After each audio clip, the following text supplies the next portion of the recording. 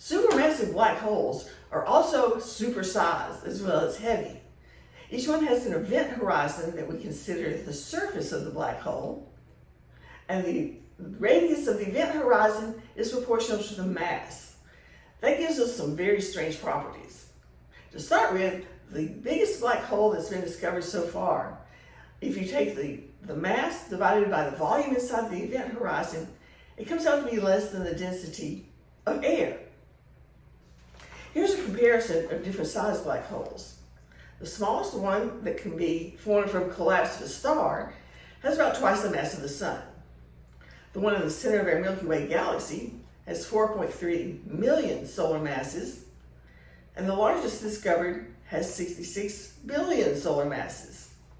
Now, I want to look at a hypothetical supermassive black hole with a mass of 1.5 trillion solar masses. I'm sure you've heard about astronauts hypothetically falling into a black hole and getting spaghettified because the tidal forces would stretch somebody out. Well, suppose you had a rocket that could just hover right above the surface of a black hole. Then you would feel G-forces like a fighter pilot. And those G-forces would be even worse than the spaghettification for most black holes. However, if we got up to the 1.5 trillion solar masses in the black hole, and you were just outside the event horizon, its gravitational acceleration would only be 1 g, same as on Earth. So we could write a science fiction story about life on the surface of a black hole.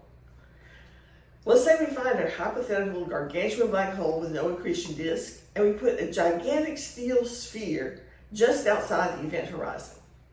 Then we deliver an atmosphere and building materials and build a space colony.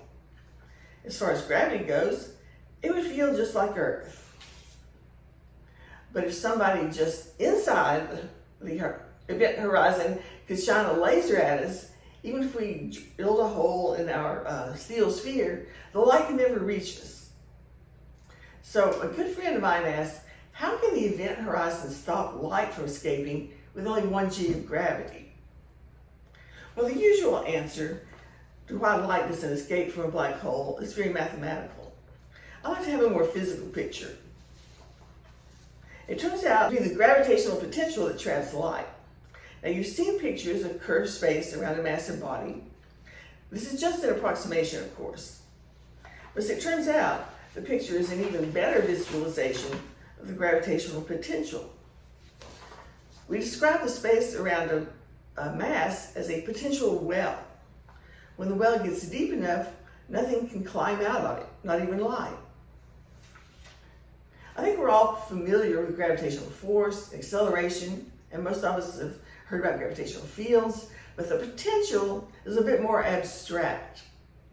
Now, if we compare the surface of Earth with the surface of Gargantua, the gravitational acceleration and force and field are all the same, but the potential is 1 billion times higher on Gargantua. It turns out that the event horizon is the place where the escape velocity, as calculated by Newtonian physics, is equal to the speed of light. Now, of course, the light doesn't follow Newtonian dynamics, but I think this is just a good way to remember. It's the potential. The gravitational potential is what determines the escape velocity for a massive body, and also it's what determines whether light can escape or whether it gets trapped. In physics classes, we start with problems like, if an apple falls from a tree, how long does it take to hit the ground?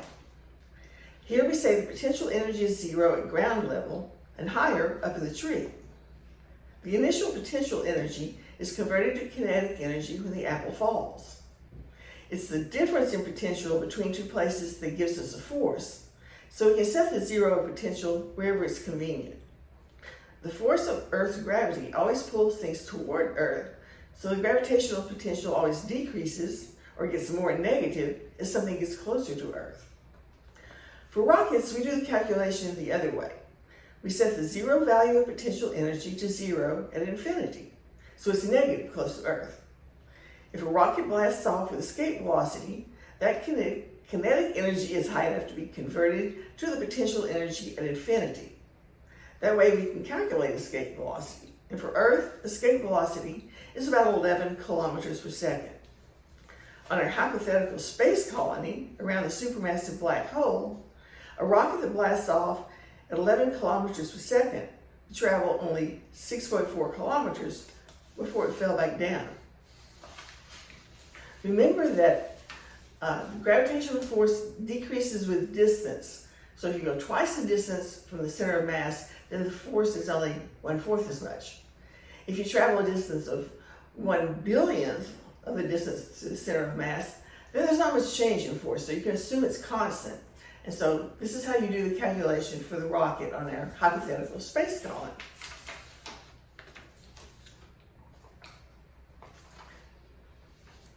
So our space colonists would also be trapped at 1G unless they can develop some much more advanced rocket technology.